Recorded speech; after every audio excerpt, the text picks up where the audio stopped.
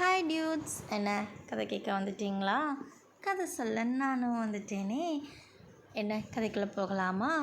நிலவின் மகள் எபிசோட் 18, புது உயிரின் செய்தி. என்ன கெஸ் பண்ணிட்டீங்களா? அதே தாங்க, பார்க்கலாமா? வயல் பசுமை பார்த்த நாளில் இருந்து அருண்மொழி மனசு உற்சாகமாக இருந்துச்சு. அந்த வியாபாரி மீண்டும் வந்தார். உன் விளைச்சல் நல்லா இருந்தால் நேராக ஒப்பந்தம் போடலாம் அப்படிங்கிற மாதிரி சொன்னார். அருண்மொழி தைரியமாக நான் முயற்சி செய்கிறேன் அப்படிங்கிற மாதிரி சொன்னான்.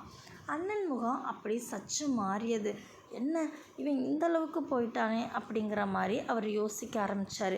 இவனுக்கு ஒப்பந்தம்னா நம்ம எல்லாரும் பின் சார்ந்துடுவோமே அப்படிங்கிற மாதிரி நினச்சாரு. சில வார்த்தைகள் குடும்பத்தில் பதட்டத்தை ஏற்படுத்திச்சு. நிலா அதை கவனிச்சா. உங்களுக்கு இதில் மனசு வருத்தமா அப்படின்னு அவன் மெதுவாக கேட்டா. அருண்மொழி சிரித்தான்.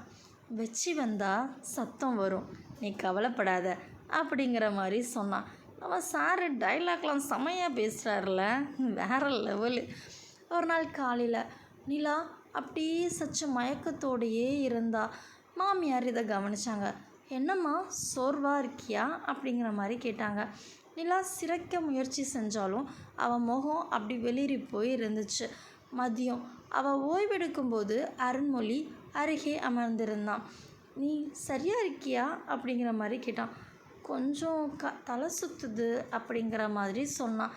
மாமியார் மெதுவாக சிரித்தாங்க. ஒரு நல்ல செய்தி இருக்கலாமோ அப்படிங்கிற மாதிரி அவங்க சிரித்தாங்க. மருத்துவர் பார்த்த பிறகு வீட்டுக்கு திரும்பினாங்க. 2 பேரும் ஏதோ நல்ல நியூஸ் இருக்குன்னு சொல்லிட்டு ஹாஸ்பிட்டலில் போய் பார்த்துட்டு வந்துடலாம் அப்படின்னு சொல்லிட்டு போயிருக்காங்க. ரிட்டன் டாக்டரை பார்த்துட்டு வீட்டுக்கு திரும்புகிறாங்க. அவள் கண்ணில் வெக்கம் சந்தோஷம் மாறி மாறி தெரியுது.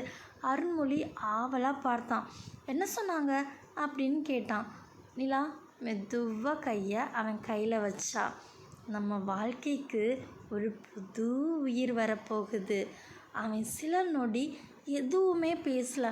நினச்சி பாருங்களேன், நம்மள எல்லாத்துக்கும் அப்படி தானே இருக்கும். நம்மளுடைய காதல் அது கைக்கூடி வரக்கூடிய நேரம், அப்படியே அது அடுத்த கட்டத்துக்கு போய் நமக்குன்னு ஒரு குட்டியாக ஒரு புது உயிர் வரும்போது அந்த ஃபீல் வேறு லெவலில் இருக்கும் இல்லையா? ஸோ அதுதான் இவங்களுக்கும் இருந்துச்சு. உண்மையாவா அப்படின்னு அவன் கேட்டான். அவள் தலையசைச்சான். அவன் கண்ணில் அப்படியே கண்ணீர் வர ஆரம்பிச்சுது. அந்த இரவு வயல் ஓரமாக அவள் வயிற்றருகில் அப்படியே கை வச்சான். இங்கே நம்ம காதல் வளருதா அப்படின்னு சொல்லி கேட்டான். அவள் சிரிச்சா. நம்ம 2 பேருடைய உயிர் அப்படிங்கிற மாதிரி. அவன் மெதுவாக அவன் நெத்தியில் முத்தம் வச்சான். நான் இப்போ இன்னும் பொறுப்பானவனாக மாறணும் அப்படிங்கிற மாதிரி சொன்னான். அவன் மார்பில் அப்படியே சாஞ்சிக்கிட்டான். நீங்கள் நல்ல அப்பாவாக போகிறீங்க அப்படிங்கிற மாதிரி நிலா சொன்னான். அவனுக்கு அது ஒரே சந்தோஷமாக இருந்துச்சு. அன்னைக்கு கூட மெதுவாக சிரிக்க ஆரம்பித்தான். இது நல்ல செய்தி தான். தலைவர் பெருமையோடு பார்த்தாரு. நம்ம வீட்டு வேறு இன்னும் ஆழமாக போகுது அப்படிங்கிற மாதிரி அவருக்கு ஒரே சந்தோஷம். வீட்லேயும் சந்தோஷம் பரவி நின்றுச்சு. மாலை நேரம் அருண்மொழி வயல் நடுவில் நின்னான். நிலா பக்கத்தில் தான் நின்றுட்டு இருந்தா. மண் வளருது, நம்ம குடும்பமும் கூட வளருது அப்படின்னு அவன் அவளை அப்படியே அணைச்சான். நம்ம காதல் இப்போ உயிராக மாறிட்டுருக்கு அப்படிங்கிற மாதிரி சொன்னான். சந்திரன் மேலேருந்து மெதுவாக ஒளிய விட்டார். நிலா கண்ணை மூடி அவன் வயிற்றில் கவித்து அப்படியே நின்றுட்டு இருந்தா. அருண்மொழி அவள் தோளில் கை போட்டான். வாழ்க்கை இப்போ புதிய அர்த்தத்துக்கு எடுத்துக்கிட்டு போகுது.